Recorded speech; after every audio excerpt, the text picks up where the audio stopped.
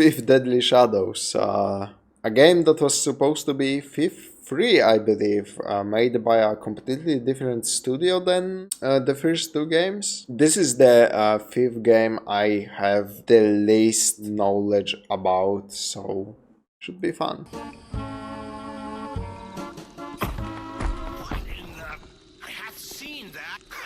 The builder hath led me to thee. Builder, guide my arm!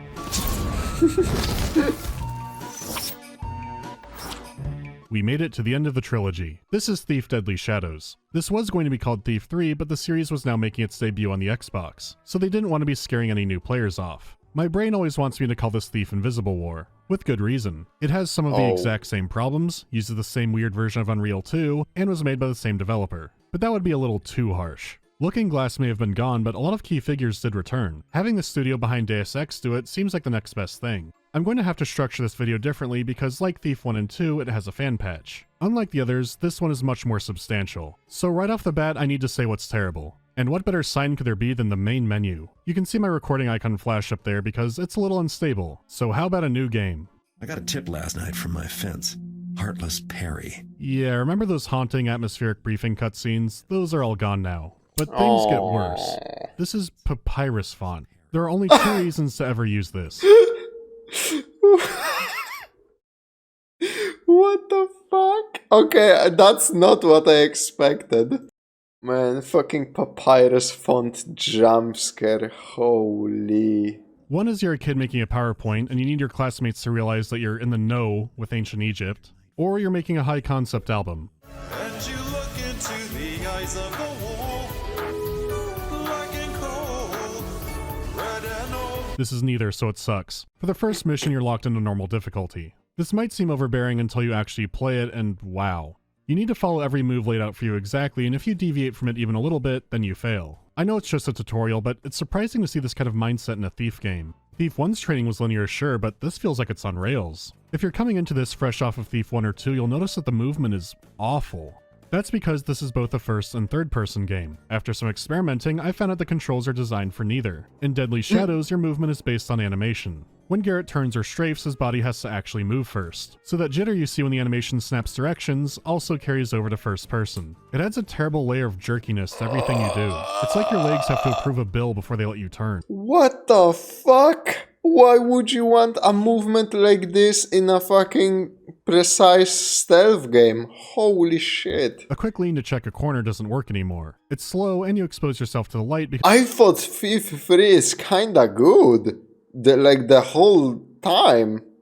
you're taking a weird gigantic step now. I can only guess that they figured most people would switch Maybe it has like other things going for it. to third person to look around corners. Having a lean that terrible seems like a concession for people who want to stay playing in first person. The tutorial level is shockingly tiny, and this carries over into the next mission. The rooms are cramped and narrow, but it's not over yet, because now the mission is broken up into different loading zones. So instead of having one big interconnected map, you'll have 2 or maybe 3 different levels built into one mission. This only emphasizes how crammed in things are now. It's kind of shocking how tiny these additional areas can be, but that's what you had to do to make it fit on the Xbox. This was a nice looking game for 2004, and that came at a sacrifice. It was also a PC performance hog. The engine has a lot of issues. If you run the game too well, lockpicking and ladders can break. Compatibility is bad, there's no proper widescreen, so let's try and fix things up a bit. I mean, Enter the sneaky... It's kinda a given for older games, you know. Always some compatibility issues. Thief 3 has redeeming features and it doesn't play as bad as you might think, but it's a massive step down. upgrade Gotcha. mod. It fixes lots of bugs and engine issues like T-Fix 1 and 2 did, but also includes options to make it feel more like the Thief I know and love. For this, I'm installing everything except for the texture pack and the Minimalist project. The textures still have that kind of out of place issue at times, but the Minimalist project does have some cool stuff in it. It's just very customizable, and you should probably know the game before you start monkeying with it. So what did I put in? Graphically, the fonts are sharper and there's proper widescreen support now. Some of the animations have been outright replaced. It's still not as responsive as the old game, but it's a noticeable improvement. There's still a jitter to the controls that will never fully go away, but I'll talk more about that in detail later. The tutorial mission can now be played on any difficulty, and the glowing feet only appear on easy. Some loot has been added, so it's now kind of a proper mission. And in some amazing news, the level loading zones are now gone. Once again, you play in one big map. This is one of the reasons I love video games. Sometimes you come back to them Oh, it had like segmented maps with loading screens. Okay, interesting. years and years later, and the community This game is unfortunately one of those good if it was an original title kind of games. Oh, gotcha. has made all kinds of cool stuff for them. So like people often say this, I don't know if I agree, but whatever, it falls into the category of good game, not a good thief game, essentially. Speaking of, guess what else is back?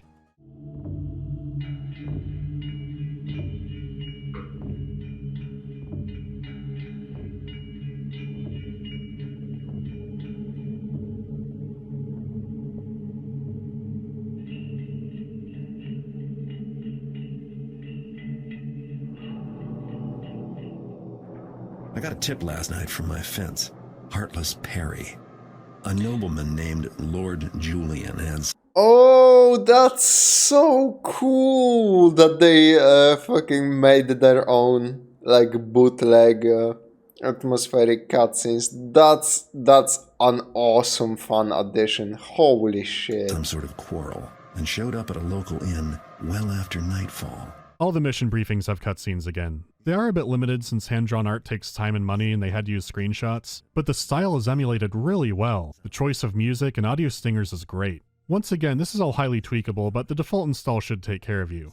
Typically when I recommend mods for a first-time player, it's something pretty, light. This is more of an overhaul than usual. I just want that to be cooking in the back of your brain. It is substantial, but I think it's the best way you could play the game. But the vanilla game is worse in a lot of ways. It's due to hard, unpaid work that a few people did that we even have it this good. So finally, I can play the game.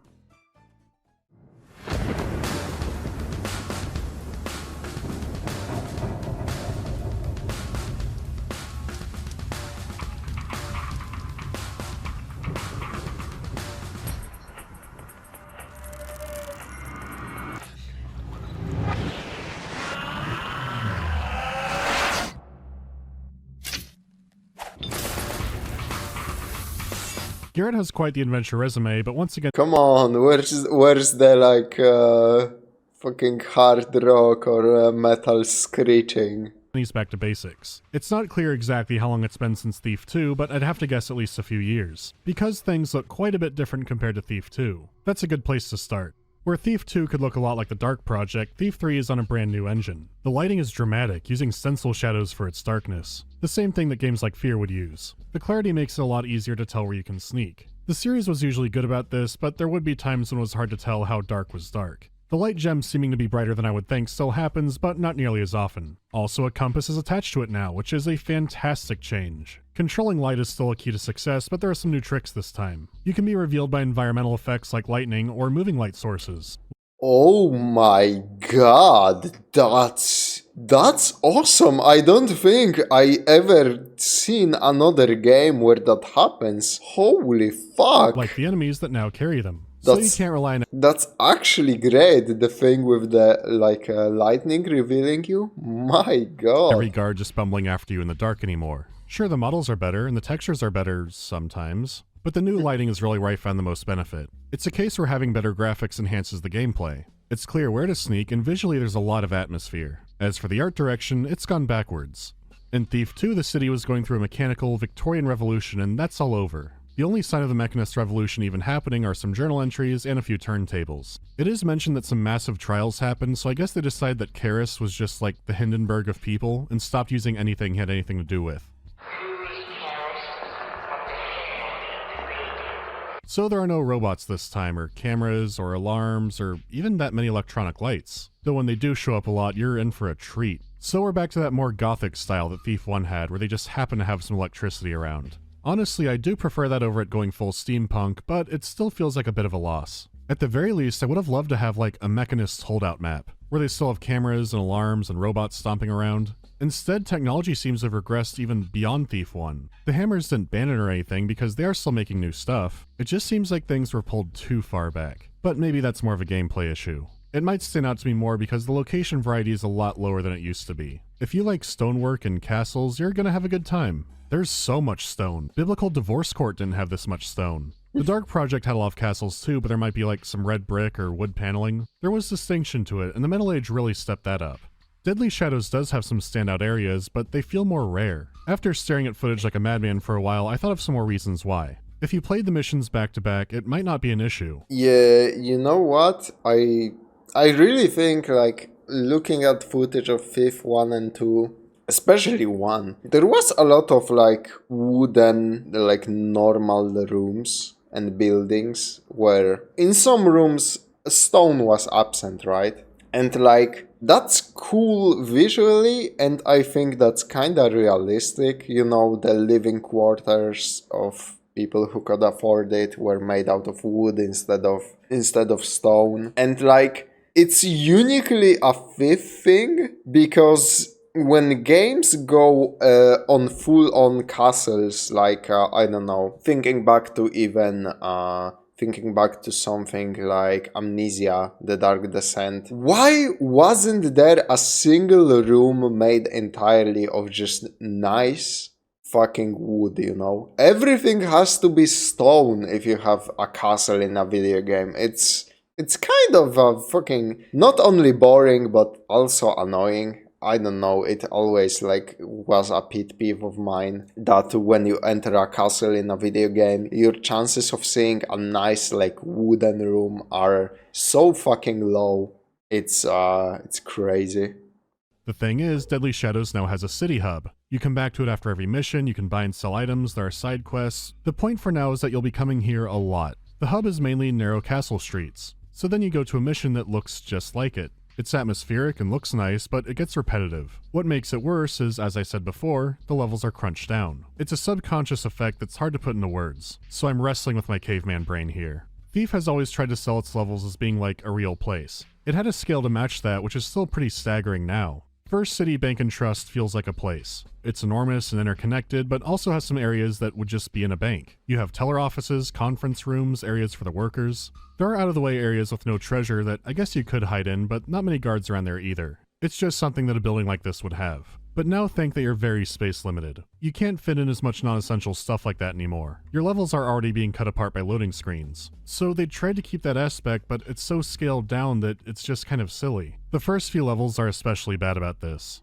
Everything is so narrow and so many rooms are similarly sized that they all begin to feel the same. Like, lacking openness in a castle's hallways is understandable. It doesn't feel lavish, but I buy it. When you get to the Fisher-Price Great Hall though, that's when it's apparent something's wrong. When things do open up more, it still feels sparse and empty. They probably couldn't fit anything else in. Again, I'm not saying that everything's barren. There are some great locations and they use the most out of what they got, but what they got wasn't a whole lot. So if you're feeling boxed in over and over, it's because you are.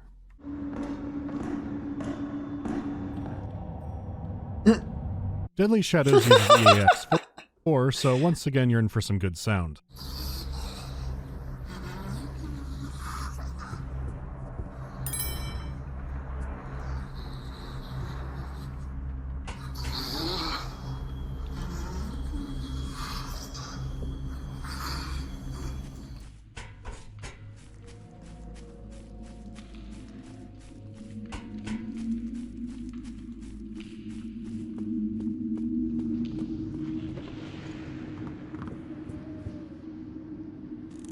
Anybody there?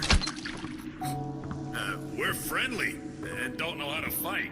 The sound effects themselves are very clean. They don't have that grainy sounding compression that some of the first two games had at times. So the way sound propagates is better than ever. I knew it was good when I can make it back outside of a castle just by listening for the crickets.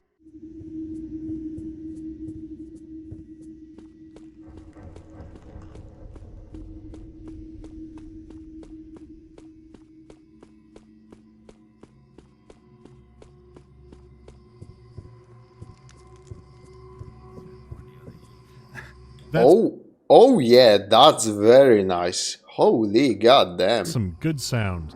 The voice acting is excellent too, and all professionally done. If anyone was grabbed out of their office chair to do some lines this time, I couldn't tell. There's a lot more characters and different interactions now, so that's pretty impressive. As expected, Steven Russell is better than ever. The city.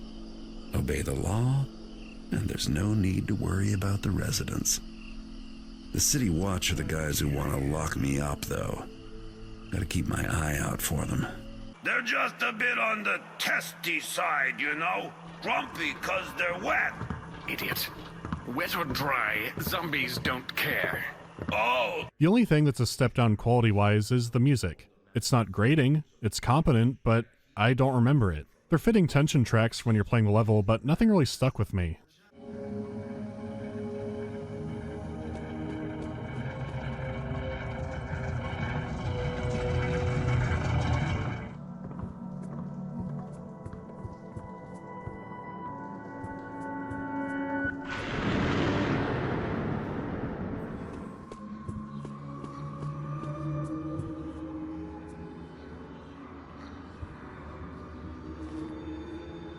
It is mixed in with the ambience like usual, so I wasn't expecting anything huge here. You just won't have an assassin's breakbeat or creepy sirens from Framed. Though to be fair, this game is probably the scariest.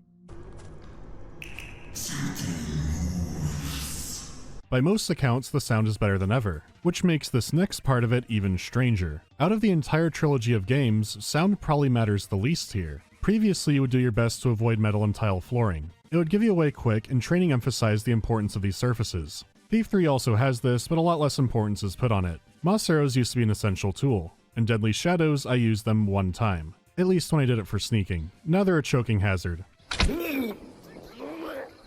Ironically, the reason I did use them was I went, oh, I probably need footage of using a moss arrow. What ended up happening was the sound of the arrow ended up alerting the guard. What the fuck? Oh my god, they massacred that mechanic.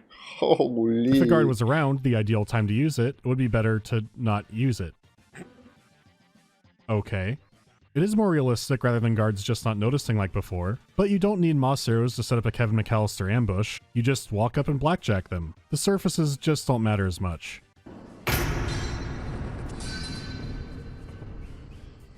For fucking real? But they don't hear that? It would be cool if guards could acknowledge the loud-ass thump of a body hitting the floor or the clatter of a sword. If we're gonna have a smaller level, maybe the takedowns could be riskier. There's already an in-game mechanic to support this. Magic users are dangerous enemies until you pickpocket their wand off them, so maybe you could choke a guard out or grab their weapon first. It's just so strange to have the sound be so much better but mechanically less important. There is one thing they hear really well. Before, if you picked up a junk item, you had a button to gently set it down. You don't have that degree of control anymore. You're at the mercy of havoc physics. I'll drop it on carpet. By the... I hear thou there. It seems way less consistent this time. A sound I make could do nothing, or have every guard in the zip code run over. So that's disappointing, but let's get into the gameplay. The most immediate change is how difficulty is handled. It now changes the enemy AI. For the record, everything I just talked about has been on Expert. The map won't change around and you won't get crazy new side objectives. Instead, you'll need to collect more treasure. On Expert, that's 90% of the mission's loot value and 3 special loot items. This goes for every mission. First of all, 90% is high. You typically had way more room to miss stuff before, or you just didn't have to loot anything. They realized for the sake of the narrative it would sometimes be a bad idea to make people hunt around for treasure. Deadly Shadows absolutely has maps that get hurt by this requirement. But more than that, not everyone wanted to play these games to pick up every piece of petty cash. Now you have to, or you get dumber enemies. They had such a good difficulty system, which added some replayability. It sucks to see it thrown out. The treasure hunting itself is made a little bit less clear. Let me show you what I mean. The screenshot has loot. Can you see it? Did you guess these 2 cups specifically? I would not have known, but the game now has a glare effect to tell you what treasure is. Candle on top is loot, candle on the floor is junk. These are some subtle differences. If the loot didn't have this That's just effect, weird. would you know to steal it?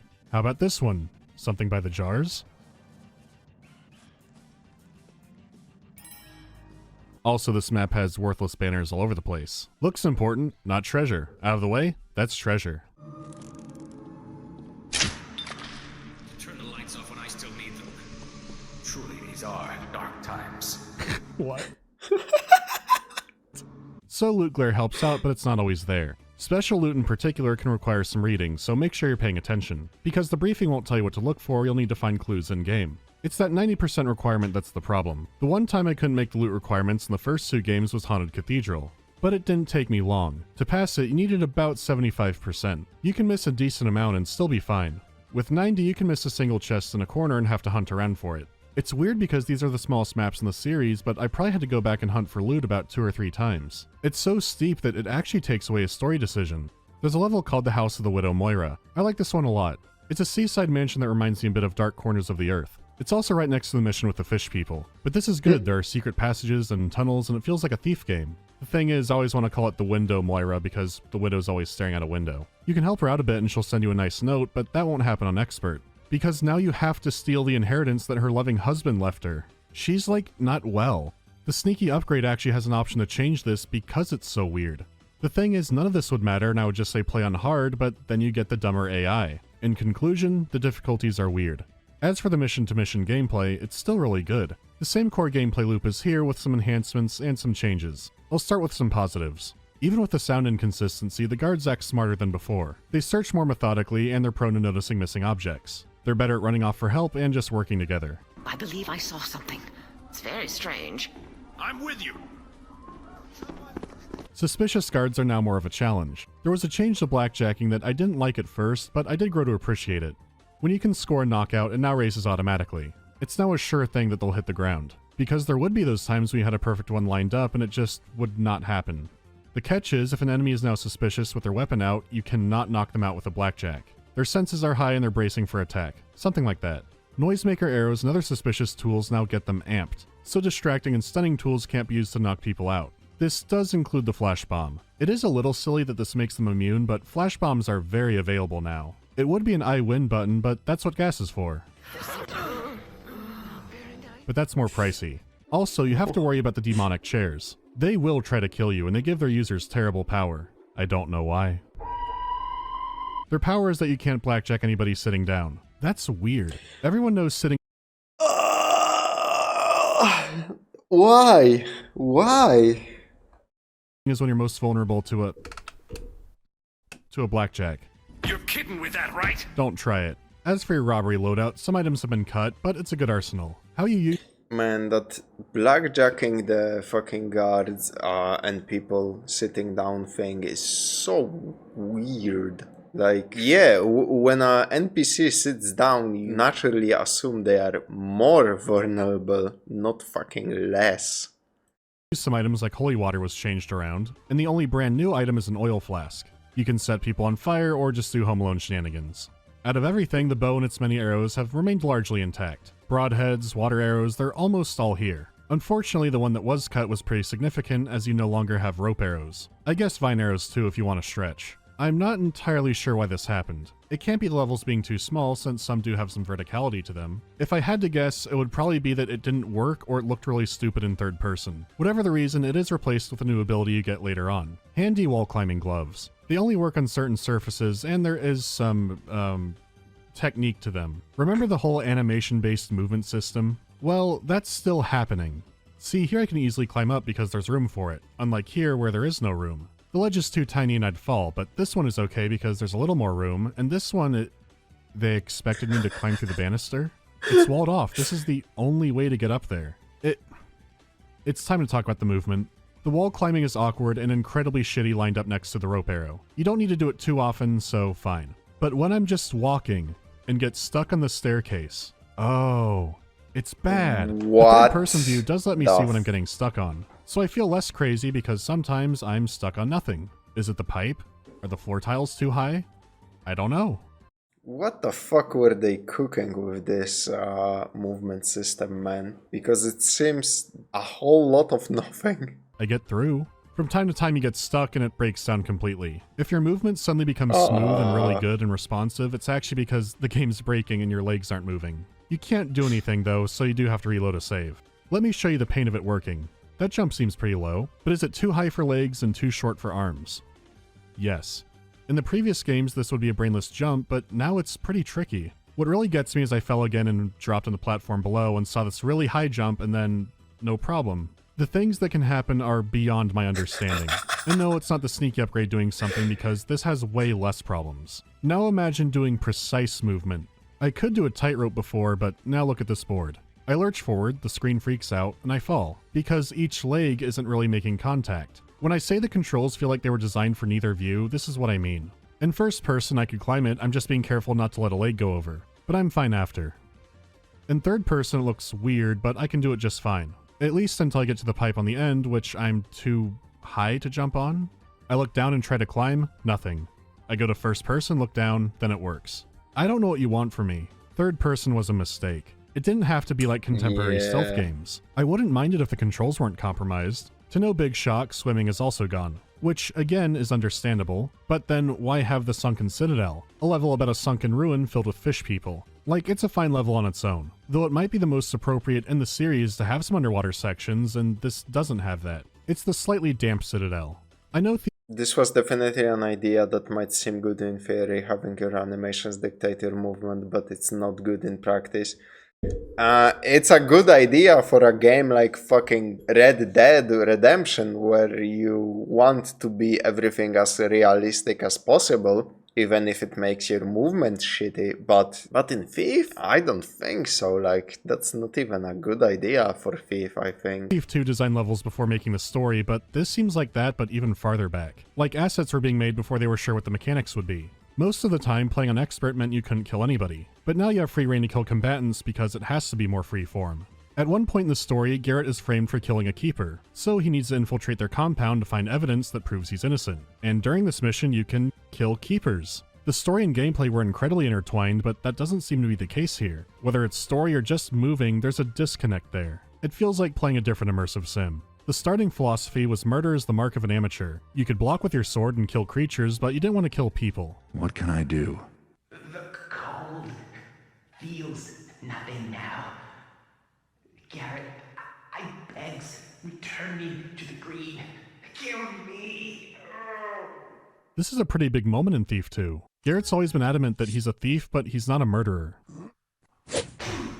Gameplay-wise, it's simple, but as a character, it feels like a big choice for Garrett. You don't have to do this. Now you have a cool dagger to do backstabs with. Maybe they were trying to give more mechanical freedom to compensate for smaller spaces. I don't know what the reasons were, but it feels less focused overall. So now's a good time to bring up the city hub. After a mission, you come back to town, usually to Garrett's apartment. It's not much, but it's home.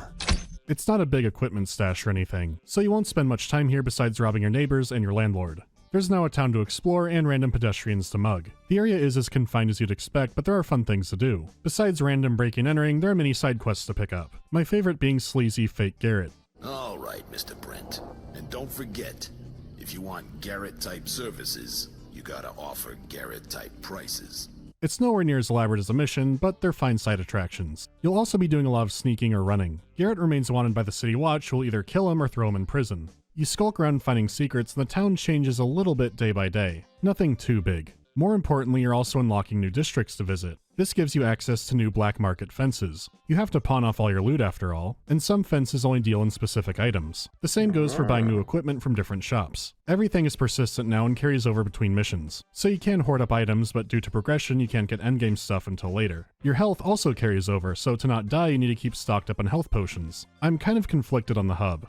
When I first played it and was exploring around, it seemed neat. It was a bit cramped like everything else, but it had good atmosphere, and I liked the idea of actually having to go and sell your goods. It was also interesting that you had to find the maps that would help you in some later levels. Then as I got more familiar with it and the novelty ran out, I started to not care for it. Especially when I found out that guards get tired after running for a while, so you could just outrun everything. You don't have to skulk around.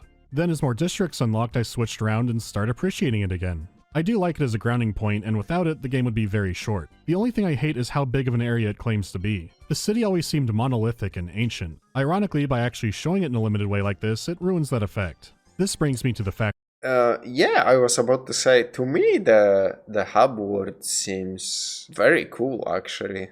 So yeah, good that there are obviously some shortcomings because of how the game is made in general, but yeah, it seems to function as it should, and even if you break it a little bit, it's still, you know, a nice thing. action system. The Hammers and Pagans are mad at me because of jobs I did for the Keepers. I better find out what they want and then decide whether or not I want to bother trying to improve their opinion of me. This was not something I expected the first time I played. You can only get points with the Hammers or the Pagans since they're the ones having the gang wars in the street. This only affects how they react to you in the street. In missions you can maim or kill as many as you want, it doesn't matter. For the sake of gameplay it has to be this way. There are a few mini-quests you can do to gain favor with a faction, but you have two main methods. For the Hammers, you kill exploding beetles that eat their structures. They explode like they're an Aqua Teen Hunger Force and cause mass panic. For the Pagans, you shoot arrows in especially marked stones. like the big green one next to the letter giving you that assignment. So that's simple enough. You would think. That's not the stone. They look like this. They are barely perceptible. I can bet— whoa. Oh right, the mechanical eye does that now. It doesn't matter. Or maybe it should have highlighted loot. No, I'm moving on. This helps plants grow and the pagans like that.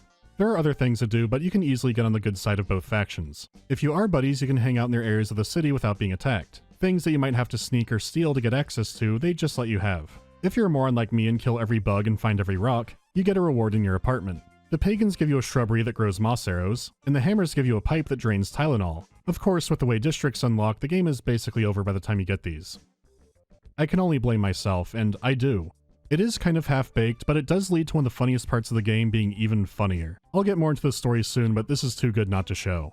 When Garrett is on trial for Keeper murder, he escapes, so they deploy the Keeper enforcers after him. They're superhuman assassins who only communicate telepathically. There's a whole document about how cool and badass their training regime is, which I think is something I specifically praised Thief 1 for not doing, but they are very hyped up. They're always alert, always on the hunt for— wait, there's a beetle. Is it Garrett? I hear someone. The enforcers are using telepathy to communicate silently. I don't think they know I can hear them. You disrupt my mission. Then it sounds like they're killing people at random.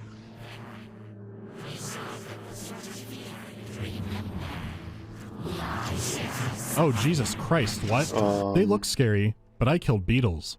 I shall fell the beast! Tonight, having spite the builder's enemy. This is chaos. Master Payne, it is a great honor having you beating random people in our town. Where's the damn watchman?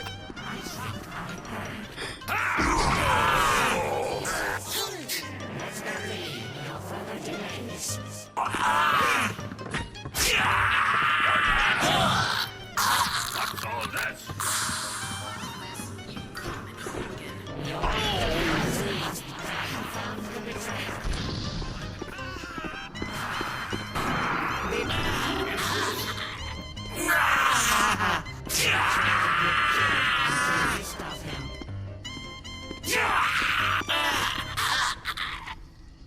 Priorities I want to criticize just fly away. Why would secret assassins go on a murder spree? Could telepathic communication use like ethereal humming or something more creative? All of that pales to how stupid the chaos is. They'll get a few townspeople, but in the end they get demolished every single time. You don't need to be an ally to witness this, it just makes watching it all unfold even easier. Like Thief 2, this game was also rushed. And I think the circus this part is one of those parts that they didn't have time to refine. This isn't a silly one-off thing either. The final boss mission also happens in the city. The enemies don't die this time, but it looks just as silly. To make it worse, the enforcers are automatically buffed a little by the sneaky upgrade. When I first played the game, this was even more one-sided. There's an option to make them cloaky and only hunt you, but I didn't want to ruin the vanilla experience. This is what came out, and I doubt it's what they intended. Getting into the story, I'm mixed on things, but overall kind of positive. On one hand, it is much more tell don't show.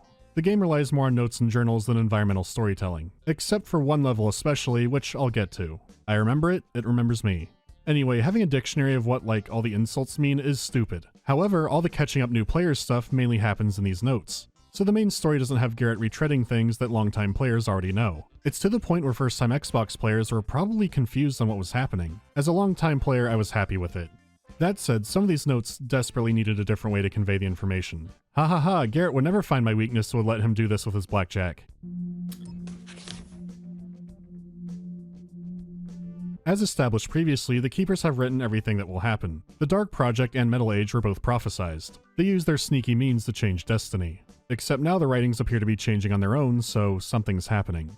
Garrett, who keeps stumbling into this cryptic bullshit, is involved again. If he steals 2 items for the Keepers, they'll give him access to the prophecies. Most of the missions have nothing to directly do with this narrative. It's a similar layout to the Dark Project, but much more compressed. So here's what I think without spoilers. The prophecies are clear. There is much ahead to be wary of. Initially, my thought was shining a light onto the Keepers like this was a huge mistake. The more you reveal about a secret, mysterious organization, the higher chances are that you accidentally reveal something stupid. It's them and precursor aliens. If you have precursor aliens in a series, the longer it goes on, the higher the chances are that some writer will say they created humans or were humans. It doesn't always happen, but it happens enough where I get nervous. Deadly Shadows was getting me nervous. Ah, I see your point. And the error in your thinking. The compendium was lost ages ago. How could it possibly be on a ship that has just come into port? What? What does that mean? Enough, scribe. I have important business to attend to, in case you haven't heard. Oh no, they're getting dumb. You've moved up in the world, Orland. Nice view. Yes, I have. Character I've never seen or heard of before, but Garrett doesn't like him. I hope he's not trouble. This will admit you to certain areas of the library. Do not venture further. You will not ply your trade here, thief. If anything happens, you will be held accountable. Is this clear? Perfectly. The Keepers being revealed as squabbling bureaucrats seemed awful.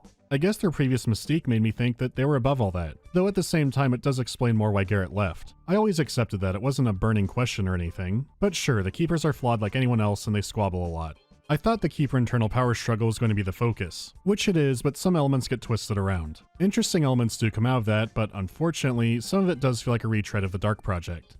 If you don't want spoilers, go to here. I'm good. Alright, forget the Keeper garbage for now, it's time for Shalebridge Cradle.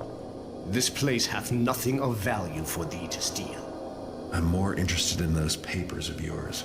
If they can tell me anything about a crone that talks to statues.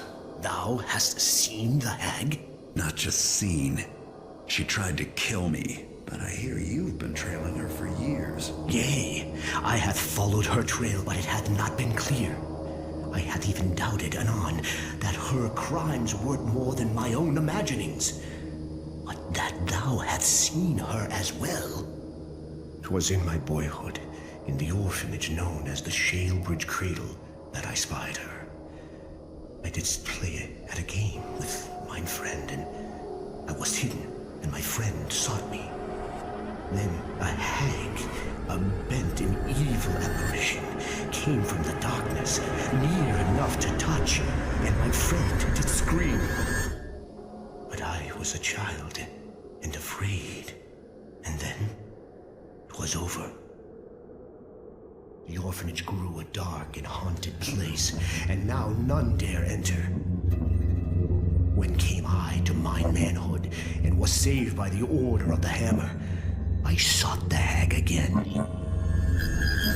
The hag is our real villain. She's being revealed very late into the game. These are the final two missions. The setup is creepy, and the art reminds me of the old Thief cutscenes. It is a hard turn at this point, but it's a welcome one.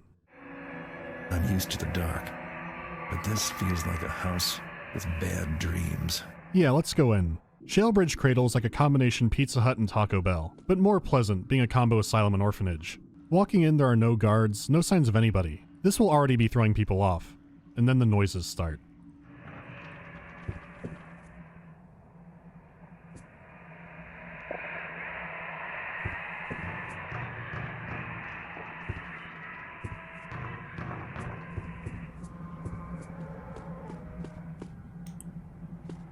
God damn.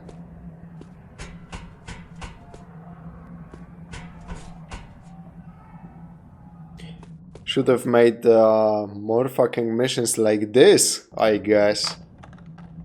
There's so much tension. You have no clue what to expect. You've encountered the supernatural before at this point of the game, so now anything goes. There's so much restraint shown. You're allowed to explore and absorb the creepy scenery. You know it's effective when the lights come on and you feel less safe.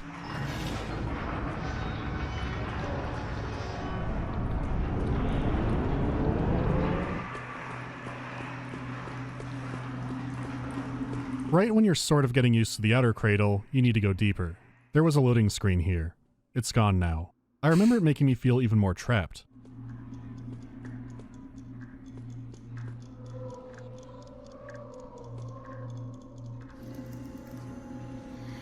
There's a universe where every level was given the attention the Cradle got, and this is one of the best games ever. Yeah, we landed in the wrong multiverse, buddy. Holy shit, I am invested. When people make lists for the scariest video game levels, the asylum appears frequently. A lot of the horror does come from not expecting it. You have encountered the undead at this point. They run now, but that still has nothing on the cradle. The residents are some kind of undead, so many of your usual tricks won't work on them. But these aren't your average undead. These are the puppeted corpses of the asylum's prisoners. They never refer to this all being hag magic or something like that. At least I hope so, if it's written down somewhere I didn't read it. It's all caused by the pure evil of this location. It's a traditional haunting. Besides the ghouls moving like Jacob's Ladder characters, the horror also comes from seeing they have some kind of intelligence to them. They're trapped in the past in quite a few ways. Each of the cells gives a little glimpse at the life of the patient who lived there. It is explained more in a note, but it is for the sake of gameplay. Unlike most other missions, there's a narrative here beyond just go steal the thing. It's a ghost story, so once again, you work with a ghost.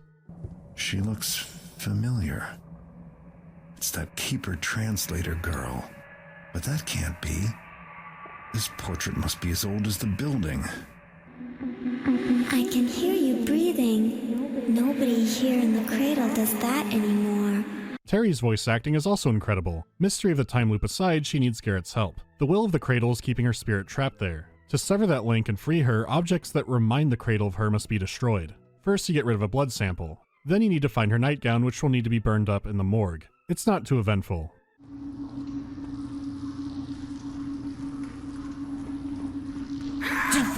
When that's done, the patient's cells and their items come back into play. You need to choose an object and then bring it to where the patient liked to hang out, which you would know from reading the journal. However, doing so sends you into the past as that patient. Sort of. You can now be caught by the shadowy forms of the staff. They are deeply unpleasant. If you get caught, you'll have to try again with a new object in a new area, or load a save. Even now, this is still a scary level. I'm sure some horror game fans might not find it as scary as some modern ones, but at bare minimum, it should be pretty interesting. You can see the DNA that formed some later horror games. The series has always had some influential levels, and this time around, it's the Cradle. That said, if you are stocked up, you can obliterate all these haunts like crazy. Deadly Shadows has been very do-what-you-want so far, but if you want the best time, try and be sneaky. I mean, it's a video game. Don't you play those to have fun? Fine, fun's over. The Cradle is fantastic.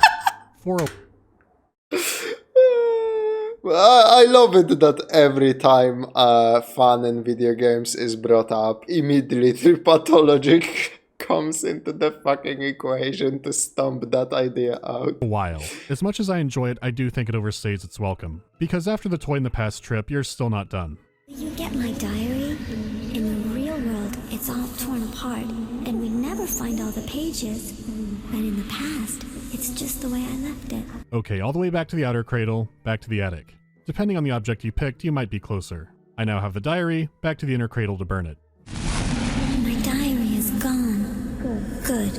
The cradle can barely remember me anymore. No way, but I can still see the bloodstain. No way there is more. Holy fuck. That is stretching it a little bit. You'll need to clean it up and... Alright, got the cleaner. Back to the inner cradle again. This stain is gone. You did it! The cradle can't remember me anymore. We can leave now. Meet me in the... You just got some lobby. I'll show you the way out. With all that done, you can finally leave the cradle and... Oh no, you can't leave, can you? I know why. This place remembers you now. You've been here too long. There's only one way to leave the cradle. You have to trick it. I'll help you. First you have to enter the past as your real self. Are we going to make a 3-year plan for this? Does the cradle remember my tax returns? Do I need to throw them in the furnace? The tension gets pushed into tedium. The final sequence is great, but it feels like there was some padding to get there. It's likely another consequence of the levels being constrained. They can't have a massive asylum, so they have to run you through this a few times. It seems you could cut a task out and not miss a whole lot. Now you finally escape. Assuming you got all the loot you needed. You did that, right? So how is this ghost child alive? Let the book of names record that... Interpreter Gamal, what's wrong? Oh,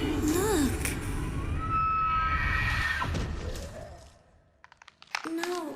No. Curse her stinking, rotting bones.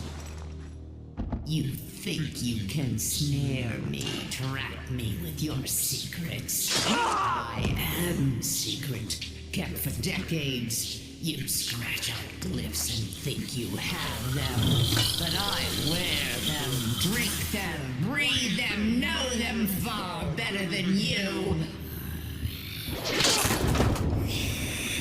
I am glyphs now and for all time.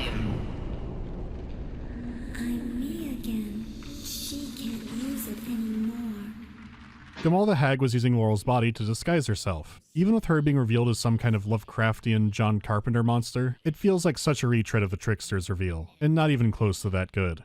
In the Dark Project, the Trickster is a hidden in plain sight kind of villain. When you replay the game, you notice more hinting about him that you didn't before. Check out the cutscene before the Bone Horde. It used to be abstract, but oh, there's the Trickster ruling the woods. The Builder comes and humanity builds up and they cast him out. Now that you've played it, you have the whole picture. Deadly Shadows has conversations saying, "Have you heard about the hag? I don't think the hag is real. Who else seen the hag? Say yeah."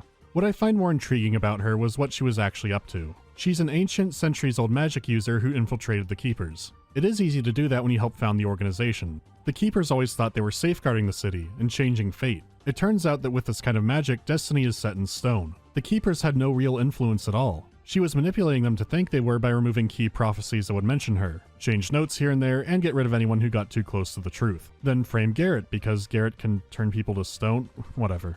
Garrett is a chosen one called the True Keeper. Ironically, his role is to destroy all Keeper magic, ending their power and control permanently. This could have been done in a creepy lair that the hag has, patrolled by creepy animated statues, but instead we go back to the city hub.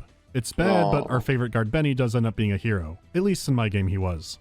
Garrett succeeds in destroying glyph magic. The Keepers are revealed to all and their power is over. We're deep in prophecy and magic land, so this is up for interpretation. Whatever the case, it appears at long last that Garrett's story is over. Fuck The off. Thief trilogy is done, but a new story could start.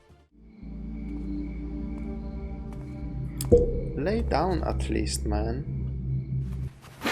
Let go of me. That's not for you. Please, sir. I actually do like the twist that she's disguised the hag who has been rewriting everything behind the scenes. It's clumsier, but I like the reveal a little more. I like the reveal from the first one more, but this is actually good. I really liked what Mandalore has shown here, so... I'm hungry. You have talent.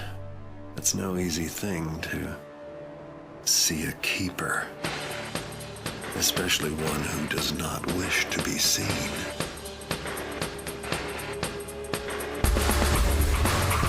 Yeah, it's kind of cheesy, but I love that ending. It's a solid bookend, and even if you don't continue the series, it's satisfying. It could have been a better game, but it also could have been a hell of a lot worse. There are still True. That's definitely true. About a lot of those great, good game, but not a good something game, you know. Special moments to be had. So... I know I spent a lot of this video talking about things that I hated or were a step down, but the bar was set so high by the previous entries that even this not being up to that is still a pretty okay game. If a wizard said I'm taking away your Thief 3 memories, I'd be sad. This game feels like listening to a song I love through an apartment wall. I can make out the beats and I'm not trying to sleep, so I'm having a good time, but I can't deny that all the fine details are being filtered out. Sometimes it's so muffled that I wonder, is that actually the song I like? They might be playing something else. Anyways, the trilogy sale is back on. A steal at 90 cents while I steal affiliation pennies. So ends the Thief trilogy, and who knows if it'll come back. There are still plenty of fan missions, and the Dark Mod is great, but I can't see an official new game happening, unless they pull a Deus Ex. That's a prequel that went over pretty well. Take him to Detroit. No! No, not Detroit! No!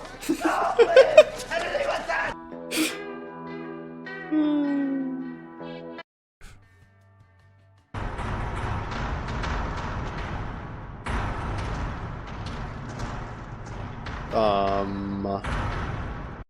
Okay, that can happen apparently.